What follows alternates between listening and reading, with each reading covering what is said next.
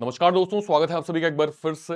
SBI clerk हम लोग mock test दे रहे हैं और मॉक टेस्ट देते हुए ये देख पा रहे हैं कि अभी भी जो बच्चे अभी शुरू किए हैं मॉक टेस्ट देना, शायद उनका ये स्कोर नहीं आ रहा है अभी।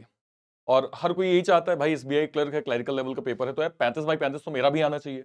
कहाँ प्रॉब्लम आ रही है, क्या मिस्टेक्स हो रही है, इसको एक बार आज हम लोग एनालाइज करते हैं। चैनल पे नए हैं सब्सक्राइब कर लेना और एक बार वीडियो को मैक्सिमम शेयर भी जरूर कर लेना। आइए स्टार्ट करते हैं। एसबीआई क्लर्क, सबसे पहले मैं इसके रीजनिंग के सिलेबस पे आता हूं जो आपके लिए इंपॉर्टेंट है। पहले इसको समझो कि आपको क्या क्या एग्जाम में मिलने वाला है और कैसे कैसे अटेम्प्ट करोगे। देखो, पजल सेटिंग है, आप देखते ही होंगे। अगर आप मॉक दे रहे हैं तो आपको ये दिखता होगा कि इनके जो क्वेश्चंस हैं वो कितने आ रहे होंगे। एटलीस्ट आपको 3 पजल तो मिनिमम मिल रही होगी। बोलो हाँ, 3 पजल मिनिमम मिल रही है। और किसी किसी सवालों में आपको 5 पजल भी मिल जाती होगी, किसी किसी मॉक में ऐसा भी होता होगा। 3 मिनिमम है, 4 तो एक एवरेज में लेके चलता हूं, 5 पजल भी आ जाती। ठीक है, ये आपका सीक्वेंस हो गया। लॉग आपको कुछ मॉक में दिखते होंगे, कुछ मॉक में ना दिखते होंगे। किसी मॉक में आपको 5 क्वेश्चन पूरे मिल जाते होंगे, बोलो हाँ, और किसी मॉक में 3 क्वेश्चन मिलते होंगे। ऐसे इनइक्वालिटी या तो 5 या तो एक भी नहीं, और कभी कभी कंबाइन होके दोनों आ जाते हैं। 3 क्वेश्चन से लॉग, ऐसे ही 1 2 3 क्वेश्चन आपके इनइक्वालिटी, तो ये आपका कंबाइन हो जाता होगा। कोडिंग डिकोडिंग में आपको सब्स्टिट्यूशनल कोडिंग मतलब चाइनीज कोडिंग आपके एग्जाम में आपको दिखती होगी। बोलो हाँ कि हाँ सर दिखती है। और आपको अल्फाबेट जो क्वेश्चन है आप याद करिए। पेयर का एक सवाल पूछता होगा आपसे कि एक पेयर दे दिया, बताओ पेयर को ऐसे ऐसे बना लो। फिर एक कोई वर्ड दे देता होगा, उसमें वॉवेल +1 कॉन्सोनेंट -1 वो आपको करना होता होगा। फिर आपको एक नंबर दे देता होगा जिसमें इवन डिजिट में +1 या ऑड डिजिट में -1 या इवन पोजीशन ऑड पोजीशन ऐसा कुछ बोल देता होगा। आपको एक मीनिंगफुल वर्ड निकालना रहता होगा और एक फिर ऑड वन आउट, 5 ऑप्शन में एक एलिमिनेट करना होता है। वो कहलाता है alphabet test. Alphanumeric series क्या होती है? अल्फा न्यूमेरिक सीरीज एक आपको लेटर की सीरीज मिलती होगी। लेटर मतलब या तो लेटर ABC ऐसी सीरीज होती होगी, या तो 4 4 लेटर 3 3 लेटर का एक वर्ड बनता होगा और उस वर्ड के 3 4 वर्ड की एक सीरीज में 5 क्वेश्चन मिलते होंगे। ऐसी डिजिट में या तो डिजिट का सवाल आता है, डिजिट के बिहाफ में आपसे 5 क्वेश्चन, या तो 3 4 डिजिट को ऐड करके एक नंबर बना दिया गया, तो ऐसी 3 4 नंबर की आपकी सीरीज बन गई। और एक सीरीज होती है लेटर नंबर सिंबल तीनों की कंबाइन सीरीज, जिसके बिहाफ में 5 क्वेश्चन आपको एग्जाम में दिखते होंगे। ठीक है, apart from this blood relation आपको मिलता होगा, श्योर है।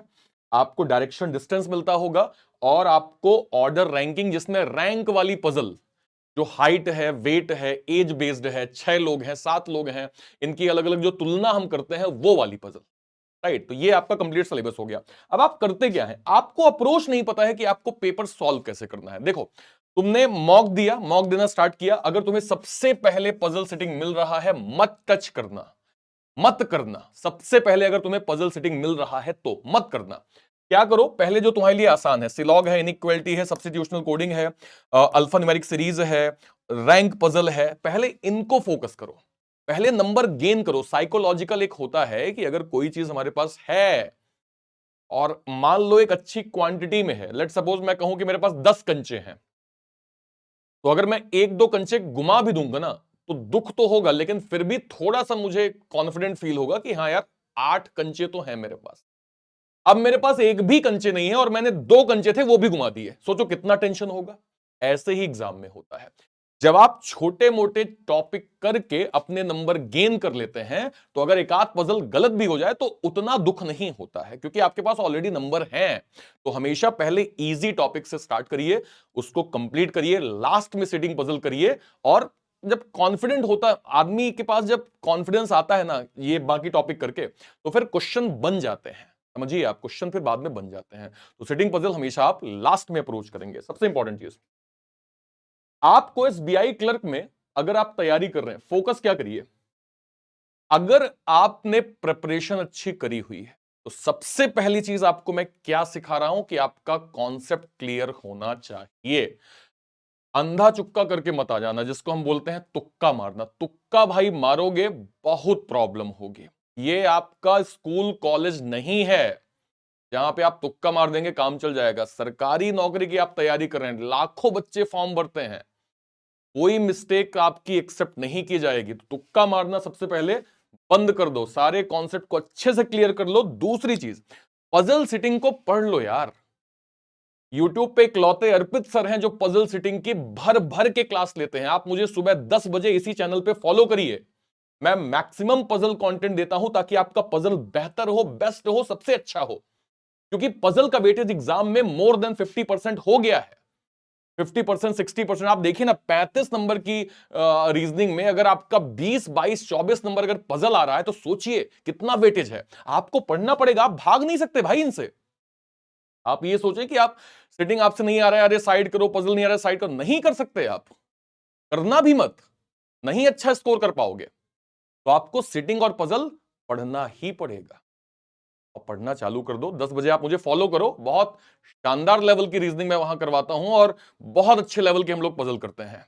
आप मुझे टेलीग्राम पे फॉलो कर लीजिएगा, अर्पित सर रीजनिंग पीडब्ल्यू सर्च करिएगा, अर्पित सर रीजनिंग पीडब्ल्यू टेलीग्राम पे चैनल है, उसको आप ज्वाइन कर लीजिएगा। वहां पे आपको अच्छे अच्छे नोट्स, अच्छे अच्छे कंटेंट्स, क्लास की लिंक, इवन डाउट्स के सेशन, सब कुछ वहां पे, इवन क्विज भी मैं करवाता हूं ताकि आपका लेवल इंक्रीज हो। ये चीज आप कर लेना, ठीक है।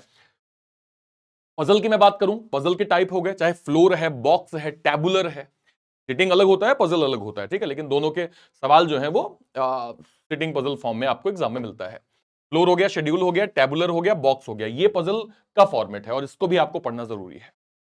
गिनती के आपको 7 से 8 टाइप पढ़ने हैं सिटिंग और पजल के, और उतना सफिशियंट है आपकी तैयारी के लिए।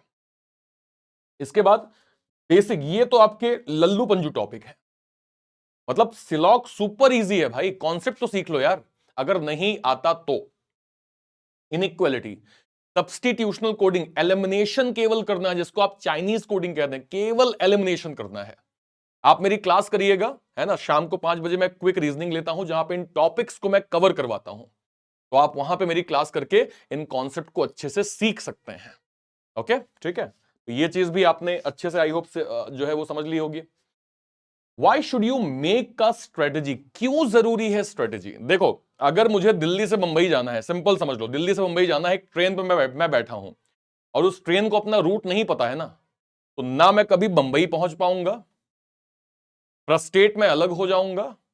लेट सपोज मेरी ट्रेन मुंबई जानी है, चली गई बनारस, अब मैं बनारस से दूसरी ट्रेन पकड़ूं, पहुंच तो मैं जाऊंगा, लेकिन सोचो कितना दुख होगा, कितना फ्रस्ट्रेशन आएगा। जब आप एक यात्रा में इतना फ्रस्ट्रेट हो जाते हैं, तो ये तो कैरियर का सवाल है यार। स्ट्रेटेजी बना लो, एकदम सही रास्ते के अकॉर्डिंग चलो। तो क्यों हमें करना है? क्योंकि कंपटीशन है। समझो आप इस चीज को, लाखों बच्चे फॉर्म भर रहे हैं, कंपटीशन है भाई। आप मिस्टेक नहीं कर सकते यहां पे। आप ये सोचे कि आप हल्के रह के आप पेपर दे लीजिए, नहीं हो सकता। आपको डिसिप्लिन होना पड़ेगा भाई। आपको समाज के जो अदर स्टूडेंट्स हैं उनसे अलग होना पड़ेगा। आपको वो पराक्रम दिखाना पड़ेगा। मैं क्या, मेरे पास शब्द नहीं आ रहे हैं मेरे पास। डिसिप्लिन आपको होना पड़ेगा यार, क्योंकि कंपटीशन है। और जब आप स्ट्रेटेजी बना के बैठेंगे ना, तो वो आपको कॉन्फिडेंस देगा। सबसे इंपॉर्टेंट चीज कॉन्फिडेंस आपके अंदर लाएगा, राइट, ठीक है।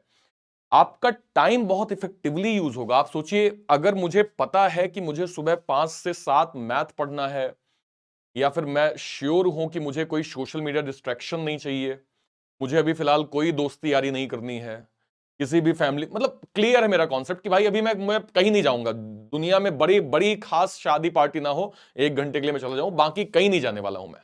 अभी मुझे फोकस करना है अपनी स्टडी पे। तो अगर आप ऐसा कुछ माइंडसेट लेके चल रहे हैं, सोचिए आपका कितना टाइम बचेगा।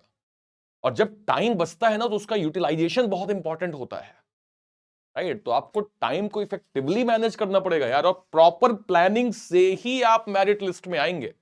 मेरिट लिस्ट मतलब पास होंगे, यहां मेरिट लिस्ट का खेल नहीं होता। यहां ये आवश्यक नहीं है कि 100 में से लेट सपोज 60 कट ऑफ गया है तो आप 99 ला लेंगे नंबर, तो आपको मेंस में कुछ एक्स्ट्रा मौका मिल जाएगा। नहीं, वो खेल नहीं है। अगर आप 61 भी लाएंगे तो भी आपकी वैल्यू वही है, कोई 90 भी लाया होगा तो भी वैल्यू वही है। तो यहां हमें गेम समझना है क्या है। तो उसके लिए सबसे पहले आपको डिसिप्लिन होना पड़ेगा और स्ट्रेटेजी प्रॉपर आपको मेंटेन करनी पड़ेगी, ठीक है। नेक्स्ट पे आते हैं। आपको क्या क्या करना है, देखो मैंने फिर बता दिया, अंडरस्टैंडिंग टॉपिक का डिटेल अंडरस्टैंडिंग आपके पास होना चाहिए। प्रीवियस ईयर पैटर्न एक बार देख लो, किस तरह से पहले सवाल पूछे गए जो कि आपको अभी फायदा करेंगे। अपने वीक एरियाज पे फोकस करो, क्योंकि जब हम मॉक देते हैं तो हमें अपनी कमियां पता चल जाती हैं। वीक एरियाज पे फोकस करो, उस पर काम करो, बेस्ट आउटकम निकालो, ठीक है। और मैं ये कहूंगा कि कभी भी जब हम एग्जाम की तैयारी कर रहे हैं तो केवल प्रीलिम्स फोकस मत करो। भाई देखो, अगर बैंकिंग सोच लियो, इंश्योरेंस सोच लियो, तो जो भी एग्जाम दोगे उसका मेंस तो आएगा ही आएगा। और मेंस बहुत अलग होता है प्रीलिम्स से। आप प्रीलिम्स में भले स्पीड में काम कर लें, मेंस में आपको स्पीड का मौका नहीं मिलेगा। मेंस में कॉन्सेप्ट क्लैरिटी होनी चाहिए। तो आपको साथ में प्रीलिम्स और मेंस साथ में तैयारी करनी चाहिए। आप डेली 1 घंटे करंट अफेयर का वीडियो देखिए, है ना, किसी भी टीचर को आप फॉलो कर रहे हैं उनको देखिए, आप करंट अफेयर आपको सीखना पड़ेगा। एक आध मेंस लेवल पजल आपको सीखना पड़ेगा, आपके लिए बहुत इंपॉर्टेंट है। अगर आप नहीं कर रहे हैं तो मिस्टेक कर रहे हैं। और लास्ट में सेक्शनल मॉक भी आप देते जाइए। फुल एंड मॉक्स तो आप दे ही रहे हैं, सेक्शनल मॉक भी आप देते जाइए पीडब्ल्यू ऐप में, ताकि आपका लेवल जो है वो इनहेंस प्रॉपर होता रहे। ये एक स्ट्रेटेजी है, हमेशा मैं बच्चों को बोलता हूं, आपको भी बोल रहा हूं। समझ लो क्या है, कैसे फॉलो करना है। सिंपल, बस एक रूल फॉलो करो। क्या करोगे, लिख लो कॉपी में। सबसे पहले मॉक दिए, बोलो हाँ। अपनी परफॉर्मेंस को एनालाइज करना है मॉक देने के बाद। 100 नंबर का पेपर है, 60 नंबर तुमने कर लिया, अच्छी बात है। 40 नंबर रह गए, उन 40 नंबर को फोकस करो, क्या गलती। वीक एरियाज पे काम करना है एनालाइज करने के बाद, कि अगर मेरे से पजल का टैबुलर पजल नहीं बना है तो मैं टैबुलर पजल की प्रैक्टिस कर लूंगा, ताकि मेरा कॉन्सेप्ट। फिर मैं उन वीक एरियाज के क्वेश्चन की प्रैक्टिस करूंगा, और जब मैं उसकी प्रैक्टिस कर लूंगा और जैसे ही मुझे इंप्रूवमेंट दिखनी स्टार्ट हो जाएगी, मैं वापस से मॉक दूंगा। यही मुझे फॉलो करना है। इसको स्क्रीनशॉट ले लो, लिख लो कहीं पे कि यही करना है और कुछ नहीं करना है। इतना कर लोगे, तुम्हें ड्रास्टिक चेंज जो है वो 10 दिन में मिल जाए। 1 महीने छोड़ दो, को प्रॉपर फॉलो करो, इसका बड़ा फायदा होगा आपको आपके एग्जाम। ठीक है। टाइम मैनेजमेंट क्यों इंपॉर्टेंट है? स्पीड के लिए, क्योंकि 20 मिनट में आपको 35 क्वेश्चन करने हैं। बच्चे 16-17 मिनट में करके बैठ जाते हैं। क्यों? क्योंकि अच्छा खासा वो मॉक टेस्ट से फैमिलियर हो जाते हैं। मॉक टेस्ट इसलिए देना है ताकि आपकी स्पीड बने, और एक स्पीड बनेगी तो एक्यूरेसी भी आपकी अच्छी। आप ऐसा नहीं करेंगे कि 18वां मिनट चल रहा है और आपने अभी 25-26 क्वेश्चन किए, तो आप बचे 2 मिनट में जल्दी जल्दी तुक्का मार के आ जाए। अरे तुक्का नहीं चलते भाई, तुक्का बिल्कुल कभी भूल के भी तुक्का मारने की कोशिश करना, है ना। प्रैक्टिस करके स्पीड ला लो, वो आपको थोड़ा सा ज्यादा बेटर जो है। Try to avoid time pressure. बिल्कुल मैं वही कह रहा हूं भाई, 18वें मिनट में आपने पता चला कि आपने 24 क्वेश्चन किए, अभी 11 क्वेश्चन बचा हुआ है, तो आप जल्दी जल्दी टिक मार करके नहीं आ सकते। आप प्रैक्टिस करके स्पीड पा लीजिए, ताकि आप बैलेंस कर सकें कैसे आपको कंप्लीट पेपर को यहां पे करना होता है। ठीक है, ध्यान रखिएगा। अगर आपको कोई क्वेश्चन नहीं आ रहा है उसको छोड़ दीजिए, कुछ भी टिक करके मत आना। कुछ भी अगर नहीं आ रहा है उसको छोड़ दो। ठीक है। जैसे मैं हमेशा बोलता हूं कि एक मीनिंगफुल वर्ड वाला सवाल होता है, आपने देखा होगा मॉक में, कि ये वर्ड ये वर्ड ये वर्ड ये वर्ड, मतलब लेटर, ये लेटर निकाल के एक मीनिंगफुल वर्ड बनाइए। अगर आपको डाउट है कि इसके कुछ और वर्ड बन सकते हैं, तो आप उसको स्किप कर दीजिए। वो एक लौता सवाल है जो मैं बोल देता हूं बच्चों को, कि अगर आपको नहीं आ रहा है तो आप उसको स्किप कर सकते हैं। राइट, ठीक है। तो आपको पता होना चाहिए कि क्या चीज आपको करनी है, क्या नहीं करनी है। वो तभी होगा जब आप कम अच्छे लेवल पे मॉक दिए होंगे। ठीक है। चलिए, आई होप आपको चीजें बहुत अच्छे समझ में आ गई होंगी। 35x35 कैसे लाना है वो स्ट्रेटेजी मैंने आपको बता दी है। अब इसको फॉलो करोगे तो फायदा होगा। वैसे तो मैं ऐसे एक एक नहीं 10 वीडियो कर लूंगा, 10 नहीं 50 वीडियो कर लूंगा, बट वो इंप्लीमेंट नहीं होगा तो क्या मतलब है। फॉलो करिए, है ना, फॉलो करेंगे तो उसका बेनिफिट आपको मिलेगा। चलिए, बहुत बहुत शुभकामनाएं। कहीं कोई डाउट होगा कमेंट सेक्शन में अपनी बात जरूर रखिएगा। जय हिंद, जय भारत, थैंक यू।